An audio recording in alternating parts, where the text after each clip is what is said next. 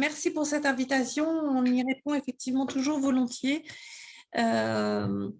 Dès qu'il s'agit effectivement d'une rencontre de l'ensemble des établissements et pour partager et pour avoir saisir les occasions qui nous sont données de vous porter un petit peu les valeurs que l'on souhaite porter au travers de la certification et surtout vous entendre par rapport à votre perception, etc.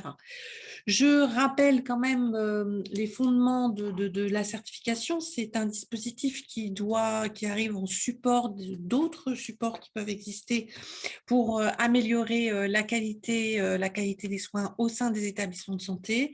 On est bien une évaluation externe, mais qui rentre dans un dispositif global qui est votre propre pilotage de vos dispositifs d'amélioration de la qualité.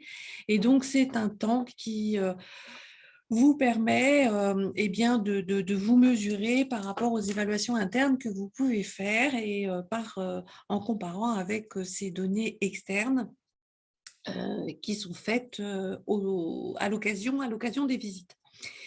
Nous allons effectivement vous présenter, faire un bref rappel et Charlène va nous partager le petit support, un bref rappel des principes fondamentaux, histoire que l'on parle tous le même langage.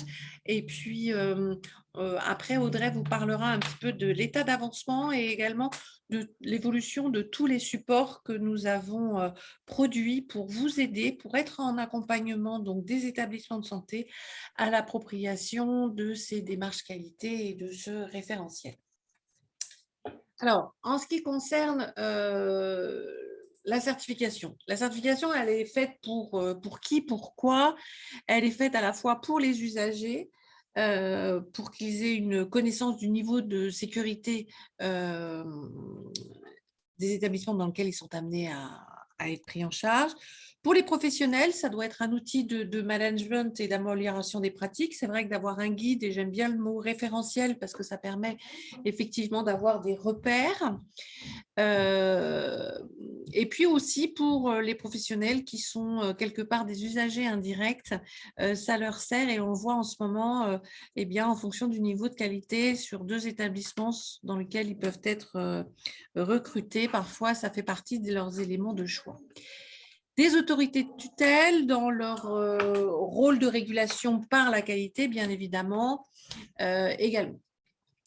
Alors, en ce qui concerne la définition, c'est un dispositif, je rappelle, qui existe depuis plus de 20 ans, donc on estime quand même que les établissements maintenant sont bien matures par rapport à ce principe-là. Il concerne tous les établissements, c'est tous les 4 ans et les résultats sont publics pour arriver à apporter au grand nombre les résultats.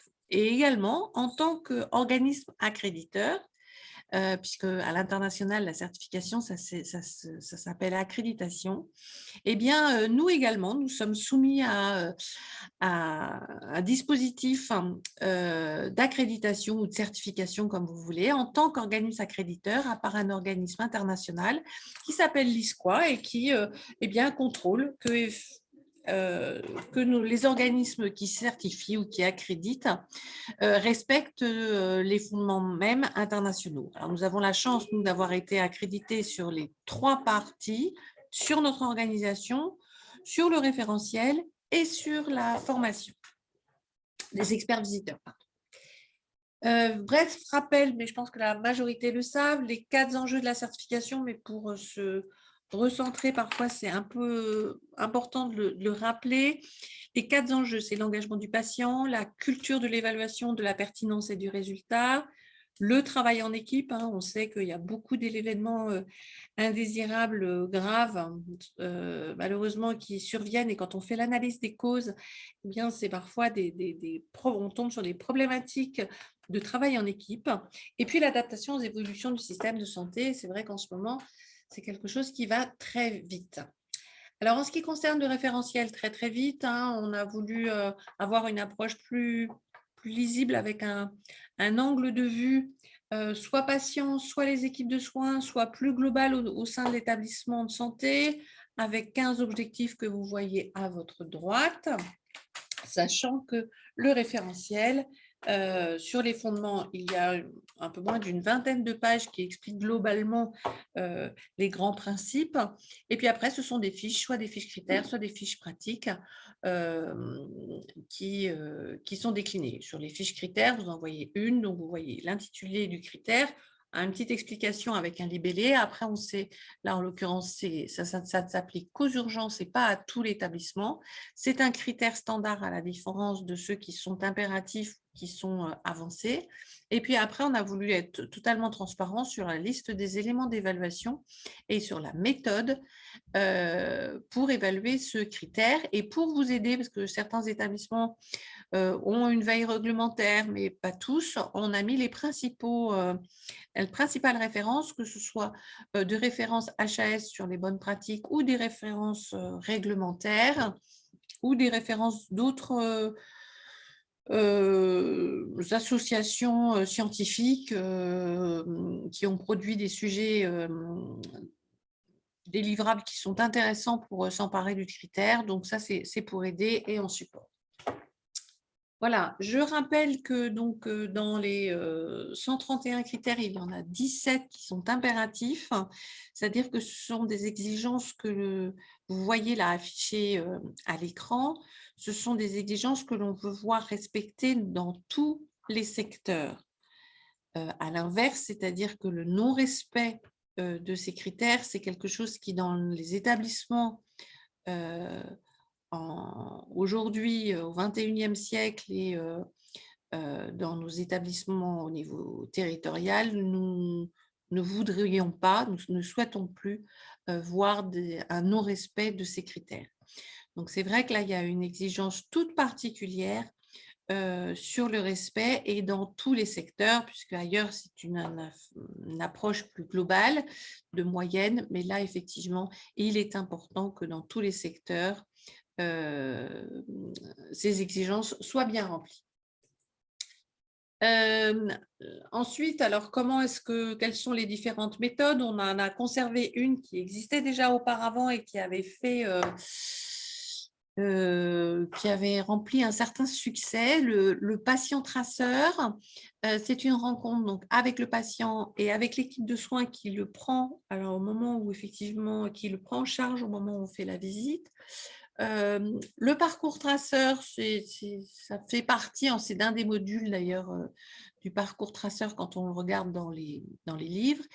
Là, ce que l'on va voir, c'est qu'on va réunir l'ensemble des professionnels, pas seulement cliniques, ça peut être aussi médico-technique, administratif, technique, tous ceux qui contribuent au parcours du patient.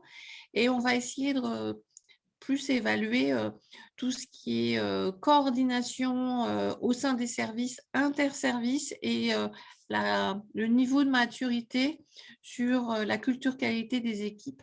Alors, en premier temps, on va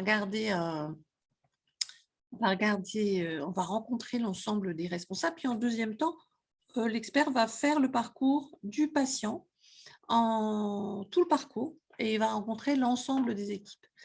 La méthode d'observation, c'est-à-dire il y a plein de choses, et c'est vrai que des professionnels nous l'ont dit, qui avaient une certaine habitude d'aller dans des services différents et pour se faire une idée, en disant il y a des choses qu'on observe assez rapidement quand on va dans un service. Et donc, il y a quelques éléments qui sont traités comme cela. Puis l'audit système qui est plus global, en fait, où on va interroger à la fois la gouvernance, mais aussi on va aller regarder auprès de professionnels pour savoir comment résonne cette politique. Puis le traceur ciblé avec des déclinaisons en fonction des thématiques. Alors, Charlène, je ne sais pas si ça va marcher, mais on pourrait peut-être passer une petite vidéo sur l'expérience qui a été faite de cette certification. Je crois qu'elle est assez rapide. Si on peut la passer avec le son, ça sera. Et je ne sais pas si... Sinon, on va passer à la suite. C'est pas grave. Ça ne fonctionne pas? Non, je ne sais pas si ça ne fonctionne pas. Bon, c'est pas très grave. De toute façon, à tous ceux qui, à distance, on ne vous voit pas bien, mais tous ceux qui participent, on vous donnera le support qui est présenté là, et pour qu'ils puissent, donnera au référent qu'Elva et puis pour qu'il puisse être diffusé. Donc, comme ça, vous pourrez vous repasser cette petite vidéo.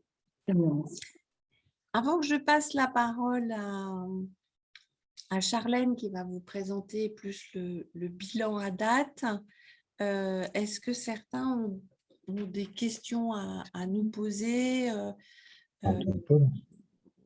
Encore une fois, il n'y a pas de questions bêtes, il n'y a pas de questions. On est là pour y répondre et puis je pense qu'on est dans un format là où on peut peut-être échanger. Alors, je ne vois pas de questions. Non. On n'a pas accès à la bulle de discussion. Enfin, en tout cas, moi, je Non. l'ambitieux. Vous l'avez en principe tout en bas dans la barre de tâches. Ben, on n'a qu'un message, c'est bonjour, alors c'est pas beaucoup. Oui, effectivement, c'est les messages qui ressortent pour l'instant. Bon. Eh ben, je vais laisser Charlène poursuivre et qui connaît très bien votre région. Je vais devoir malheureusement, moi, vous lâcher, mais elle me remontera toutes les questions qui pourront être posées et puis elle pourra m'appeler si jamais il y avait des questions particulières. À quel moment l'encadrement n'est pas convié? Alors, l'encadrement à être présent aux audits. En règle générale, ce n'est pas que l'encadrement des services, d'abord, il est bienvenu au moment des audits système. Ce que l'on souhaite, c'est que la présence de l'encadrement fasse que ça ne limite pas la parole des professionnels. Donc, on avait fait quelques tests. C'est vrai que de temps en temps, on peut amener certains experts, certains experts visiteurs peuvent être amenés à demander à ce que l'encadrement s'exprime, puis après sorte un peu ou laisse s'exprimer les professionnels des équipes pour éviter effectivement que ce soit quelque chose de téléguidé, quoi. Petite question au sujet du parcours patient pour un établissement psy multisite. Comment s'organise le parcours physique, sachant que la réalisation de ce dernier peut se réaliser sur plusieurs sites distants d'un certain nombre de kilomètres? Alors ça c'est une question intéressante. C'est-à-dire qu'au moment de la préparation de la visite, on prend en considération effectivement cette problématique de distance et parfois aussi de complexité du parcours. Parce que même sur un seul et même site, ça peut être un parcours extrêmement complexe et qui serait beaucoup trop long en 2 heures d'analyser. Donc, c'est tout le travail de préparation qui est mené en tripartite avec l'établissement, le coordonnateur et le chef de projet chez nous à l'HAS pour arriver à dimensionner des parcours où cet audit soit réalisable. Sinon, on va le sectionner en plusieurs morceaux. Ce qu'il est important, c'est d'identifier des parcours qui correspondent bien à votre activité. Donc là, on s'aide du PMSI, mais c'est vraiment en échange avec l'établissement pour trouver des parcours les plus révélateurs de votre activité. Et si effectivement, ça peut arriver à un parcours simple pour peu que effectivement le patient le fasse et aille sur plusieurs sites. Et à ce moment-là, nos experts visiteurs ont des véhicules et ils peuvent tout à fait le faire. Mais ce qu'on essaye, c'est qu'en 2 heures, ça puisse être possible et que ce soit réaliste. J'espère avoir répondu à la personne qui a répondu qui a posé cette question. Est-ce qu'il y a d'autres questions?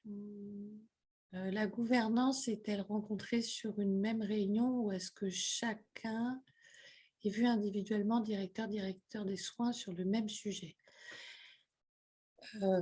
Alors, habituellement, quand on parle de gouvernance, ce que l'on souhaite, c'est un petit peu le trium avec le directeur de l'hôpital, le directeur des soins et le président de CME. Et ce qui est souhaité, c'est que les 3 soient là.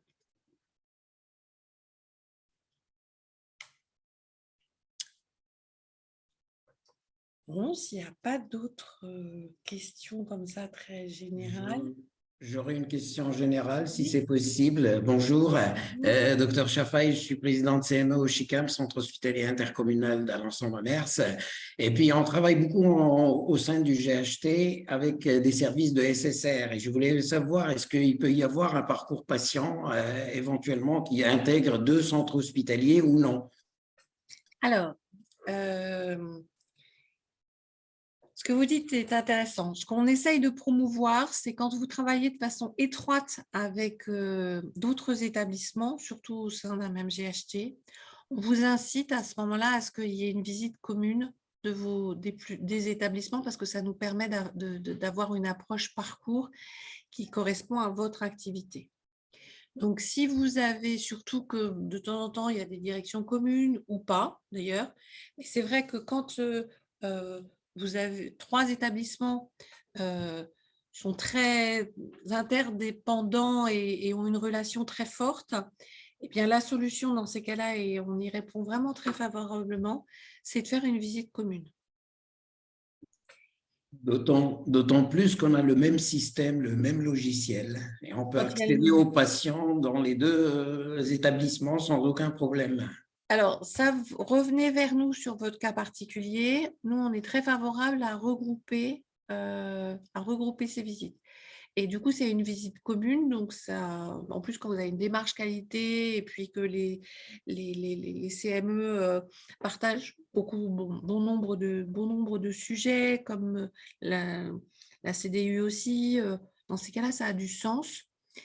Parce que sinon, effectivement, quand c'est 3 visites séparées, on fait la certification d'un établissement. Donc, au titre du chapitre 3, il y a le premier objectif qui s'intéresse bien sûr aux relations territoriales et l'organisation de l'offre de soins. Mais donc, on vous interrogera par rapport à ces établissements. Mais pour véritablement faire tout le parcours, c'est intéressant de regrouper vos établissements.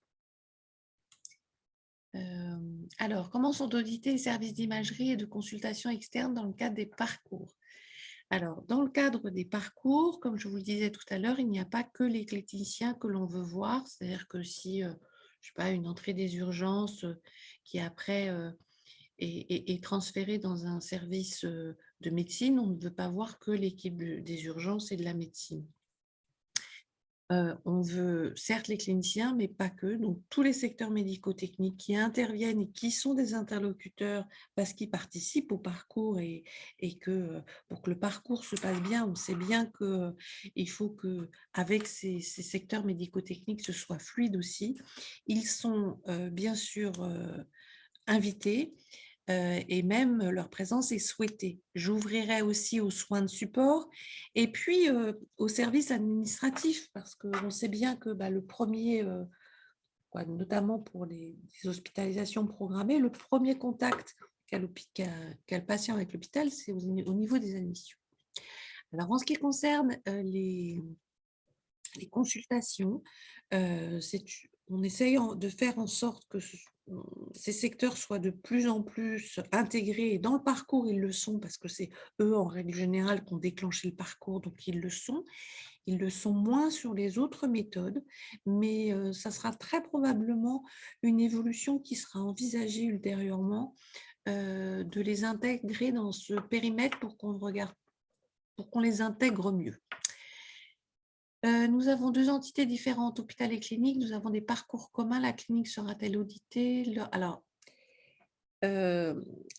entre secteur public et privé, là, en général, il n'y a pas de direction commune. Les problématiques ne sont pas toujours les mêmes. Donc, on n'a pas encore traité de démarche commune hôpital public et clinique, mais pourquoi pas?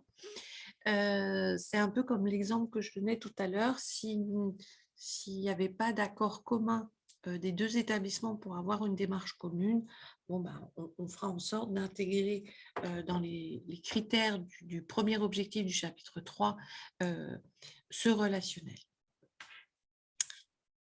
Il y a une petite question également qui était restée avant, Madame Chevrier. Bonjour, lors du parcours traceur, y a-t-il une grille d'observation par service visité ou une grille d'observation pour l'ensemble des services parcourus? Alors, c'est une grille d'observation pour l'ensemble des services parcourus.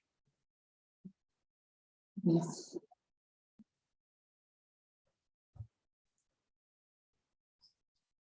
Alors, est-ce que j'ai d'autres questions?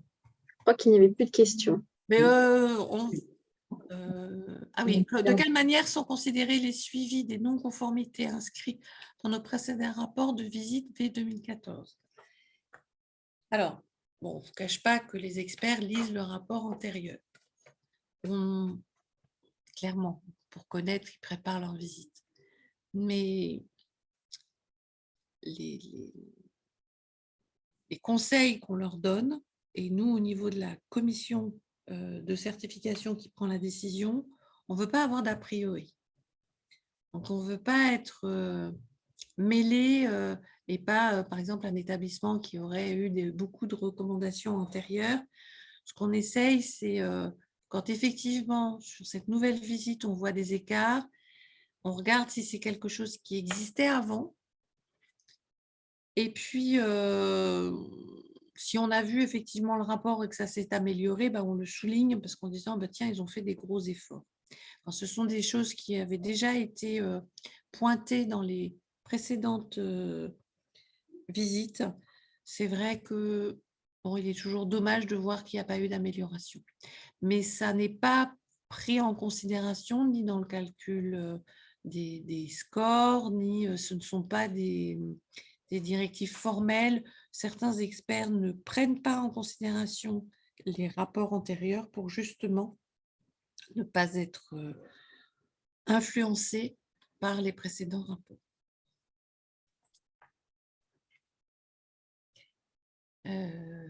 Ah oui, nous avons un service d'imagerie qui intervient dans nos locaux. Seront-ils interrogés aussi lors de notre certification? Alors, eux ne seront pas interrogés, mais par contre, dans le parcours du patient, on y passera.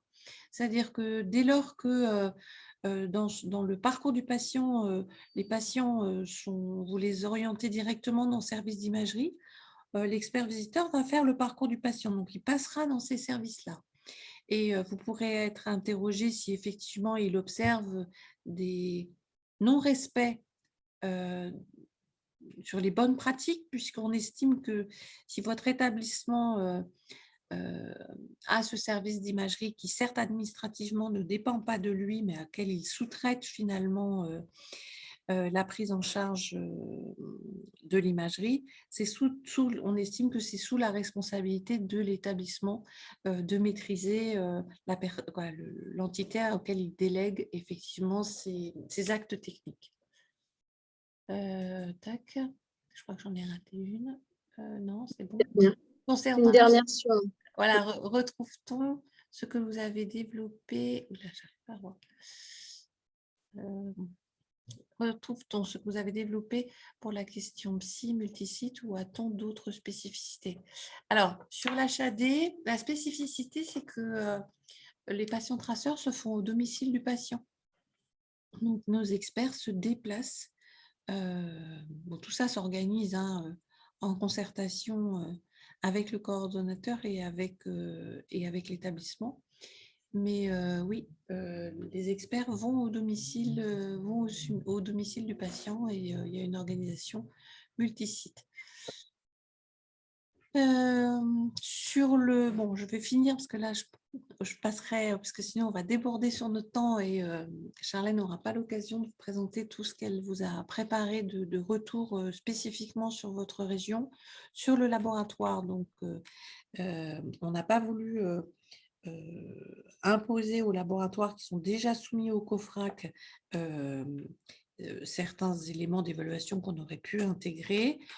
On prend en considération la certification COFRAC. Par contre, dans le cadre du parcours, c'est comme pour l'imagerie, ça fait partie des services médico-techniques avec lesquels vous travaillez. Donc, à ce titre-là, au sein du parcours, ils sont également conviés.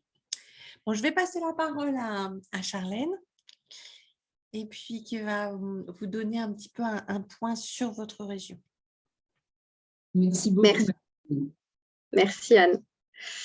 Donc effectivement, pour continuer avec un retour plus particulièrement sur votre région. Donc, hop, Pour rappel, l'ambition de la certification, donc c'est bien de médicaliser, de simplifier et de s'adapter. Médicaliser, pourquoi? Puisqu'on passe d'une culture de moyens à une culture de résultats. L'idée, c'est de proposer donc, des méthodes d'évaluation indirecte avec le cœur de métier des soignants, comme on vient effectivement d'en échanger. Être à l'écoute des différents acteurs et de leurs pratiques, et enfin donner du sens et de la clarté aux professionnels de santé et des usagers, comme on vient là aussi encore une fois de l'expliquer. Donc, pour répondre spécifiquement à cette ambition, au niveau national, donc on a aujourd'hui réalisé à peu près 25 000 traceurs lors des différentes visites de certification qui, du coup, comme vous pouvez le voir, on a déployé de multiples méthodes qui ont été réalisées, hein, comme celle qu'on vient encore une fois d'évoquer, le patient traceur, parcours traceur, traceur ciblé, des audits, mais enfin les observations. Donc, nous avons dû mobiliser un grand nombre d'experts visiteurs et en particulier des experts visiteurs médecins centrés patients traceurs. Pour le parallèle dans votre région, donc, on est à peu près à plus de 1200 traceurs réalisés. Donc là aussi, une importante mobilisation d'experts visiteurs. Et il faut savoir donc les résultats que je vais vous exposer aujourd'hui sont tous à la date du 26 juin. Voilà. Et donc ensuite, la deuxième ambition qui est celle donc de simplifier, puisqu'on souhaite simplifier le dispositif de la visite à la décision en permettant aussi de vous mettre à disposition des outils, une sémantique plus claire. Donc pourquoi? Puisque simplifier, parce qu'on va vers de la transparence et de la lisibilité avec un dispositif qui est identique pour tous les établissements de santé et les experts visiteurs, un rapport qui est plus lisible et avec des résultats chiffrés. On va vers une autonomie et de la souplesse puisqu'on a supprimé la fiche interface HAS-ARS, on a supprimé l'obligation de transmettre une auto-évaluation et enfin, pareil, on met à disposition des outils d'appropriation des grilles pour que ce soit très transparent au moment de la venue des experts visiteurs. Et enfin, le délai de publication des rapports, lui, sera transmis à l'établissement, donc 15 jours après la visite. Alors, je reviendrai sur ces délais-là dans quelques temps. Enfin, la dernière ambition qui est celle de s'adapter pour des critères adaptés aux spécificités de chaque établissement. L'idée, c'est de valoriser la capacité d'adaptation des équipes. Et donc, du coup, c'est pour cela qu'on peut personnaliser le référentiel. On va également prendre en compte une note de contexte qui nous sera transmise du coup en amont de la visite, qui permet d'adapter le calendrier de visite aux besoins et d'avoir des éléments explicatifs sur les résultats de la visite. On a un ajustement du manuel de certification qui se fait sur la base de recommandations et de références réglementaires et qui permet là aussi d'améliorer la lisibilité des attendus et d'adapter les méthodes en besoin, toujours en concertation avec les parties prenantes. Et donc, cette révision a lieu annuellement. Plus précisément sur le bilan, pareil, en termes de décisions, donc au niveau national, 928 décisions de certification ont été prononcées par la commission de certification, toujours en date du 26 juin. Donc on peut voir à gauche qu'au niveau du territoire, on a une majorité forcément d'établissements certifiés, ce qui en parallèle dans votre région est la même chose. Hein, on a une prédominance d'établissements certifiés et donc on a 43 décisions d'établissements qui ont été prononcées.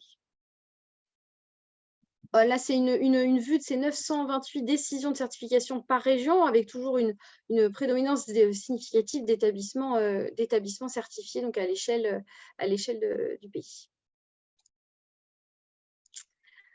Après, au niveau donc, national, sur les 928 décisions prononcées, toujours au moins 20% donc, des démarches n'atteignent pas le score des 80% pour 3 objectifs. Donc là, on va parler des objectifs. Comme vous pouvez le voir, l'objectif 2.4 n'atteint pas, pour la majorité, en tout cas, les 80%. On a de même pour l'objectif 3.4, qui est le travail en équipe, et l'objectif 3.7 sur la dynamique de développement de la qualité au sein des établissements de santé. Le parallèle dans votre région, donc c'est sensiblement les mêmes objectifs qui ont du mal à atteindre les 80%. On retrouve le 2.4, donc sur les équipes, l'évaluation des pratiques par les équipes, le travail en équipe et la dynamique de développement qualité là aussi. Même approche avec donc les critères impératifs. Donc au niveau national, donc toujours sur ces 928 décisions prononcées, on voit que certains critères impératifs n'atteignent pas là aussi les 80%, en tout cas en plus de mal. On voit que le critère impératif sur la maîtrise des médicaments à risque est un peu plus faible. On retrouve le critère impératif 2.4, donc toujours de l'objectif 3.4 comme on l'a vu, sur l'amélioration des pratiques, notamment des événements indésirables associés aux soins, le 3 points qui est sur le management qualité de la sécurité des soins et le 3.703 qui porte sur l'exploitation des indicateurs qualité sécurité des soins. Et donc, pareil, le parallèle dans votre région sur ces critères impératifs, donc à deux différences près, on a l'apparition du critère 2.2.12 qui porte, lui, sur la checklist au bloc opératoire et le critère 3.6.5 sur les urgences vitales, qui ont là du mal aussi, pour le coup, à atteindre les 80% au niveau de la région. Si après, on fait un retour sur les critères qui sont le plus des exigences, en tout cas des attendus. Donc ça, c'est au niveau national. On voit que le critère 1.14, l'information du patient sur ses directives anticipées, a du mal à atteindre là aussi les attendus. Le 1.1.17 sur l'invitation des patients à leur faire part de leur expérience, à exprimer leur satisfaction. Voilà, je ne vais peut-être pas tous les citer, mais on peut peut-être parler le critère qui s'éloigne le plus des attendus, qui est le 2.4.0.5 dans les secteurs de soins critiques, où les modalités de prise en charge du patient ne sont pas toujours analysées, ni ne se traduisent pas en plan d'action d'amélioration avec des effets mesurés, donc ce qui fait sens en lien avec les objectifs qu'on vient de voir. Donc, au niveau national et au niveau de votre région, donc on a l'apparition, pour le coup, de deux critères qui sont en dehors de la moyenne nationale, on va dire. Donc, le critère 3.2.0.1, donc l'établissement promeut toutes les formes de recueil et d'expression. Et les équipes, et le 2.4.0.2, donc les équipes mettent en place des actions d'amélioration fondées sur l'évaluation de la satisfaction et de l'expérience patient, qui ont là le plus de mal à atteindre une attendue. Alors, en moyenne, sur la région Normandie, pour ces deux critères, on est à 80%. Vous voyez, pour ceux qui s'en éloignent le plus, c'est pas les plus dramatiques. Et on retrouve, pareil, on va dire en dernière position, le critère 1.14 sur l'information du patient et son droit à rédiger les directives anticipées. Donc, après ce bilan, un rappel peut-être du processus décisionnel autour des visites de certification. Donc, vous pouvez observer là les différentes échéances entre la visite et la diffusion du rapport suite au passage en commission. Donc, vous allez, comme je vous l'ai dit tout à l'heure, pouvoir réceptionner dans Calista votre rapport de visite 15 jours au maximum après la visite de certification, donc au départ des experts visiteurs.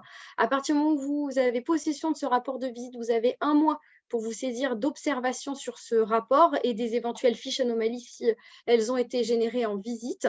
Et une fois ce mois écoulé, donc le rapport et vos observations nous reviennent et pour qu'on puisse en tout cas l'analyser, analyser ces observations et adapter le rapport définitif pour ensuite qu'il passe en commission de certification. Et c'est bien la commission de certification qui, elle, va statuer sur le niveau de décision de l'établissement. Donc, les modalités de décision, donc on a forcément en première position le rapport de visite, les observations, l'analyse qui en est faite, qui se fait, donc une analyse qui est bien faite par rapport aux résultats, donc des scores par chapitre objectif, une étude des critères impératifs et des fiches anomalies s'il y en a eu, et bien évidemment tout l'aspect qualitatif, donc c'est-à-dire les synthèses du rapport de visite, vous allez retrouver une synthèse par chapitre. Donc, comme je vous l'ai dit, 4 niveaux de décision peuvent être pris par la commission de certification, donc un établissement non certifié, une certification sous condition, ou 2 niveaux de certification, un établissement certifié ou un établissement certifié avec mention. Pour les établissements donc certifiés, on a une nouvelle visite de certification qui est reprogrammée sous 4 ans à partir de la date de décision. Un petit zoom peut-être un zoom de procédure pour les établissements qui ont une décision de sous-condition ou de non-certification. Donc, à partir de la date, pareil, de la décision de certification, on a pour les établissements certifiés sous condition un délai de reprogrammation de visite entre 6 et 12 mois, avec du coup une seconde visite qui se fait donc de manière complète, avec une nouvelle équipe d'experts visiteurs. Donc, c'est une visite qui, à l'image de la première visite, est donc globale. Et il ne s'agit pas d'une visite de suivi, on est bien sur une nouvelle visite complète. Le point de procédure qu'on souhaite aussi vous rappeler, c'est qu'à l'issue d'une décision de sous-condition, la commission de certification ne peut pas statuer une deuxième fois sur une certification sous condition. Donc, l'établissement, à cette issue, peut être soit non certifié, soit certifié selon les 2 niveaux de certifié, ou avec ou sans mention. Il en est de même donc, pour les établissements qui ont une nouvelle visite suite à une décision de non-certification. La seule différence, c'est que la reprogrammation de la prochaine visite se fait entre 12 et 24 mois. Et donc, pareil, on est sur le même schéma avec une visite complète et une nouvelle équipe d'experts visiteurs. La publication et la diffusion des résultats, elle se fait donc auprès de l'établissement concerné, forcément. Elle se fait aussi de manière publique sur le site internet de l'HAS, donc plus particulièrement Caliscope, et elle se fait aussi auprès des agences régionales de santé. Donc, on transmet effectivement, le rapport est transmis aussi à l'ARS. On souhaite aussi aujourd'hui vous partager les supports pédagogiques et les actualités qui touchent la certification. Donc, on a mis à disposition des outils d'information pour les établissements, donc des outils pour faciliter l'appropriation du référentiel, des supports que vous pouvez distribuer aux patients, aux professionnels et aussi aux représentants des usagers, donc des fiches qui portent sur les objectifs, les critères impératifs, etc. On a aussi mis à disposition des fiches pédagogiques. Donc, aujourd'hui, il y a 29 fiches pédagogiques, dont 2 nouvelles. Une sur l'évaluation du recours au questionnement éthique, puisque c'est effectivement un critère qui est apparu dans le référentiel pour cette année, et une révision de la fiche pédagogique sur l'évaluation d'un traceur ciblé, infection associée aux soins en endoscopie plus particulièrement. Vous allez retrouver sur notre site internet toute l'actualité donc en continu. Vous pouvez aller directement dans certification des établissements de santé, mettre en œuvre ensuite la certification pour la qualité des soins. Vous allez retrouver ici tous les documents que je viens d'évoquer. Vous avez aussi à disposition sur le site internet l'outil d'appropriation du référentiel qui vous permet, en fonction des activités de l'établissement, de faire un tri dans les critères et les grilles qui vont pouvoir être évaluées lors des visites de certification.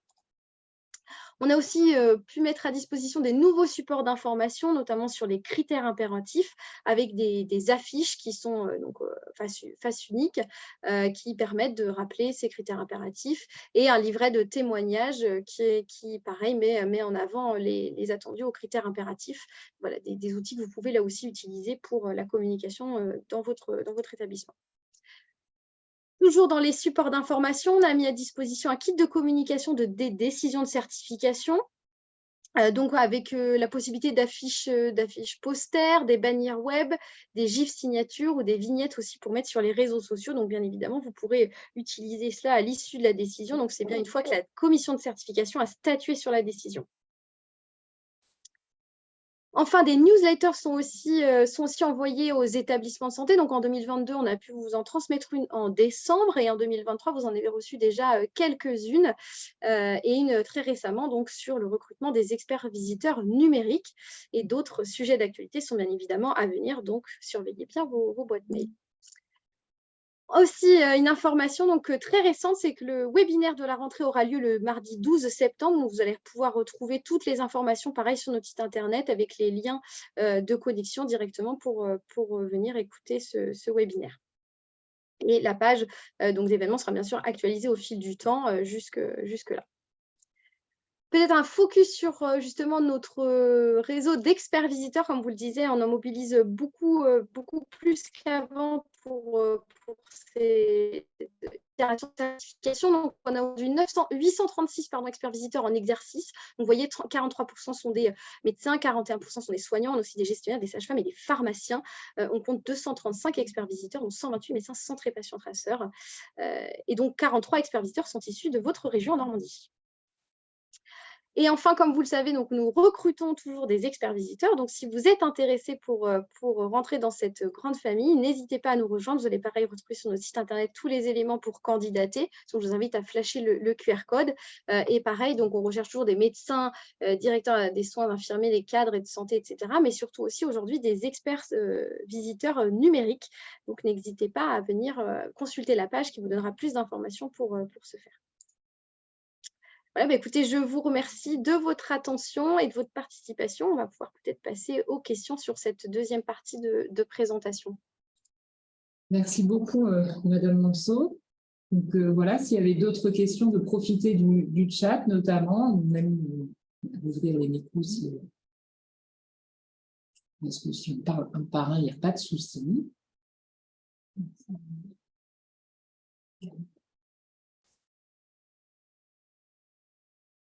C'était tellement, voilà, c'était très clair. Pas d'autres questions, de profiter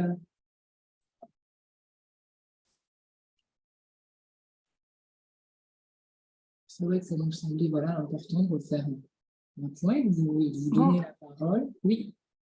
Bonjour, Annabelle Agnès, directrice de la Fondation Bon Sauveur de la Manche. J'ai une petite question.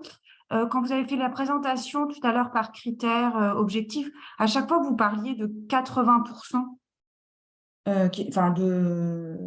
que les établissements, vous citiez un pourcentage d'établissements qui n'avaient pas atteint les 80% de l'objectif.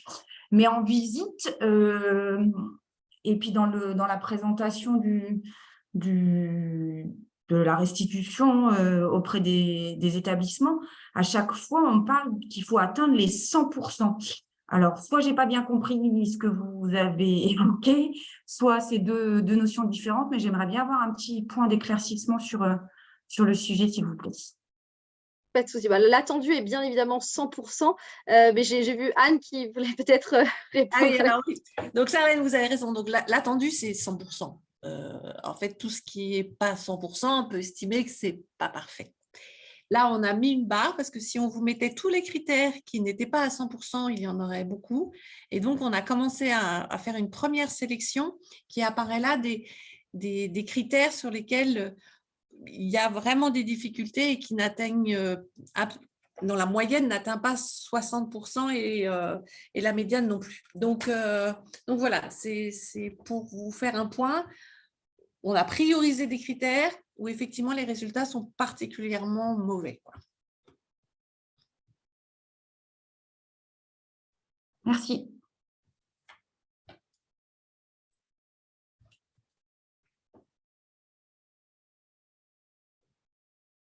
Alors ça, c'est une question. Il y a une question, et je pense que c'est pour…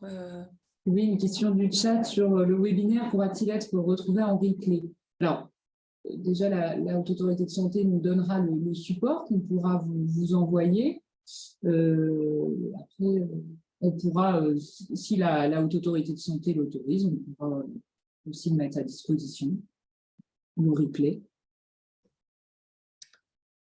Alors, on a une question, quelle est la place de l'expérience patient, PREMS, POMS, PRIMS dans la certification? Il y a un critère qui effectivement, qui à ce stade-là d'ailleurs est sur l'expérience patient qui est avancé, mais compte tenu des évolutions, il est fort probable, de toute façon, comme le principe de l'avancée, c'est que c'est sans doute un critère de demain. Donc, le demain d'hier sera bientôt un critère d'aujourd'hui. Il y a déjà un critère sur l'expérience patient. Et à ce titre-là, d'ailleurs, parmi l'ensemble des fiches pédagogiques, il est prévu, nous avons déjà certaines fiches sur la satisfaction et le droit du patient, mais nous allons produire une nouvelle fiche, tout particulièrement sur l'évaluation de l'expérience patient au travers de la certification. Donc, vous aurez une réponse à votre question très, très prochainement.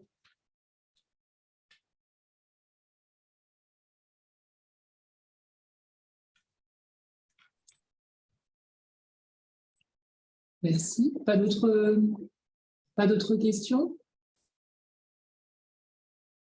C'est vrai que vous avez pu déjà répondre à beaucoup des questions posées. Moi, je vous en remercie. Écoutez, sur les 148 participants, il semblerait que vous ayez répondu à toutes les questions. Ah, une dernière question. Oui, alors la dernière question. Je comprends que la visite anciennement de suivi est dorénavant une visite complète. Est-ce bien cela? Absolument. C'est-à-dire qu'avant, dans l'itération précédente, on ne refaisait une visite que sur la thématique qui était objet soit d'une réserve, soit d'une obligation d'amélioration. Là maintenant, et puis en plus la conception du référentiel fait que on refait une visite complète avec souvent d'ailleurs une équipe d'experts aussi différente, avec une autre approche pour avoir un autre… pour ne pas être perturbé par les conclusions de la précédente visite. Donc, une visite complète, absolument, qui est refaite. Et ce n'est pas par des petits bouts, etc. C'est une visite complète. Et je rajouterais pour dire que lorsque c'est une certification sous condition, cette visite complète conduit soit à une non-certification, soit, dans le meilleur des cas, ce que l'on souhaite, une décision de certification. Mais on ne peut pas reporter ce statut de sous-condition plus d'une fois. On ne le reporte pas. À partir de quand le nouvel manuel, alors vous voulez parler de la version 2024, puisque là, nous avons nous-mêmes, pour améliorer le système, fait quelques ajustements donc, qui ont été mis en place, que l'on a diffusé l'année dernière au mois de novembre 2022 pour une mise en place au 1er janvier 2023. Et cette année, nous allons essayer de vous le diffuser un petit peu en amont, c'est-à-dire au mois de septembre, avec une mise en application au mois de janvier 2024. Et aussi, peut-être une précision, donc le manuel de certification applicable au 1er janvier est applicable à tous les établissements de santé, même s'ils sont en deuxième visite de certification. Très bien.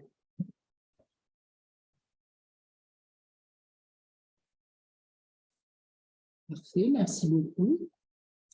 L'urgence vitale, quels sont les attendus quant à la quantité de sacs chariots d'urgence d'un établissement? Alors déjà, on n'a pas de dôme avec une distance et une surface en mètres carrés par chariot, par sac. Mais raisonnablement, c'est vrai que quand il y a notamment des étages différents, donc s'il faut, en fonction d'urgence vitale, devoir aller à l'étage, prendre les escaliers, l'ascenseur, etc. Donc, ça ne répond plus à l'urgence vitale. Donc, il y a une petite analyse de risque et c'est plutôt à vous. On n'a pas véritablement d'exigence. L'objectif, c'est que nous, on n'a pas des exigences pour vous enquiquiner. C'est que par rapport à des cas pratiques, quelle est l'analyse que vous avez pour que, effectivement, en cas d'urgence vitale, vos professionnels soient dans de bonnes conditions pour pouvoir y répondre. Et c'est vrai qu'en cas d'urgence vitale, notamment quand il y a du personnel un peu nouveau, etc., de devoir monter 4 à 4 un escalier, le monter, le redescendre, eh ben, ce ne sont pas des bonnes conditions. Donc, faites une analyse de criticité par rapport à ça. Pareil, en ce qui concerne le contenu de vos chariots, ce que l'on souhaite, c'est est-ce qu'il y a eu une réflexion faite avec l'urgentiste qui interviendra et que vous appellerez pour savoir est-ce que, effectivement, par rapport aux gestes des professionnels et de la formation qu'ils ont eue et qu'ils ont bien perçu, est-ce que, effectivement, ce contenu est cohérent? Alors, je profite de cette question parce qu'elle m'est souvent posée. Faut-il effectivement que ces chariots d'urgence répondent à toutes les populations? Oui, toutes les populations que vous prenez en charge et qui visitent les patients.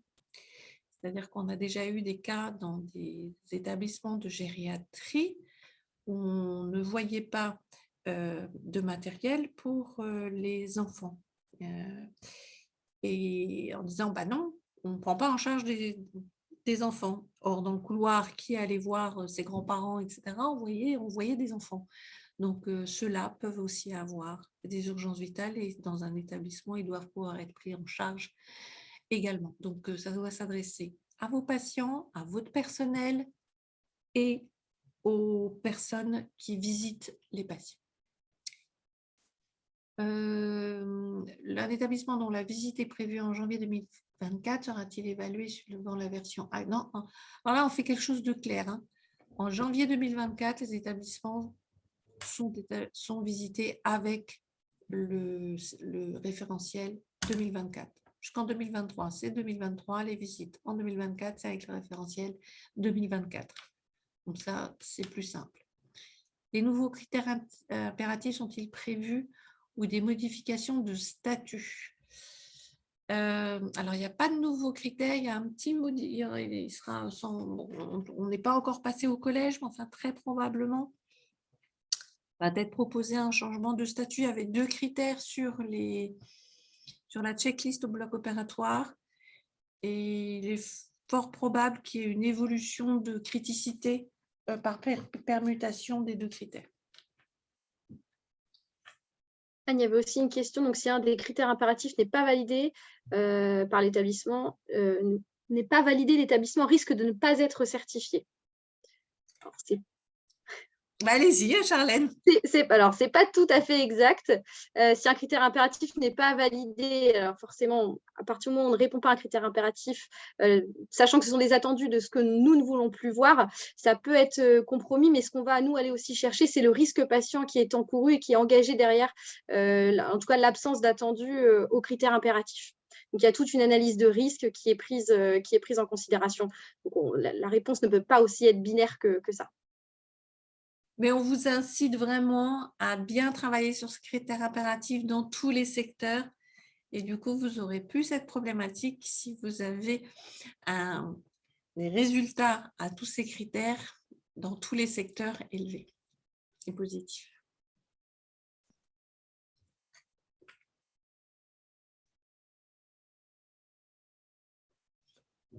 Merci beaucoup. A priori, voilà, plus de questions. Vraiment, merci. Au moins, voilà, ça a été très riche, beaucoup d'échanges et ça va nous permettre encore de continuer et de faire après de nouveaux retours d'expérience par rapport à cette certification. Bon, un dernier, puis après, on va s'arrêter. La dernière question. CL permuté avec quel autre critère? En fait, il y a deux critères sur la checklist. Il y en a un aujourd'hui qui demande, je schématise, si la checklist est faite, puis l'autre, est-ce qu'on s'est emparé des résultats de la checklist pour faire évoluer ses pratiques? Et très clairement, on regrette parce que dans tous les hôpitaux, bien que les visites soient annoncées, on s'aperçoit encore de certains secteurs où la checklist n'est pas réalisée. Enfin, on va monter un petit peu l'exigence pour demander à ce qu'on puisse s'emparer des résultats de la checklist et avoir des actions qui servent et que cette checklist, elle serve véritablement avec son exploitation, serve à améliorer les pratiques. Pour conclure aussi, je voulais vous en profiter et vous allez tous recevoir ce message en ce sens, mais comme je vois qu'il y a quelques questions sur le nouveau référentiel, le 12 septembre, nous organisons un webinaire pour l'ensemble des établissements de santé où nous présenterons d'abord notre nouveau président de l'HAS, Lionel Collet, sera là pour vous accueillir et nous vous présenterons tous les ajustements majeurs du référentiel. Donc, on vous invite à vous connecter, c'est le 12 septembre. Je n'ai plus l'horaire exact. 13h à 14h30. Merci, Charlotte. Merci beaucoup. Merci Madame Chevrier, Madame Manceau. Et puis écoutez, merci à tous d'avoir répondu présent. Et puis alors, bonne continuation et bon après-midi à tout le monde. Merci à vous en tout cas Merci, pour l'invitation. Au revoir. Merci.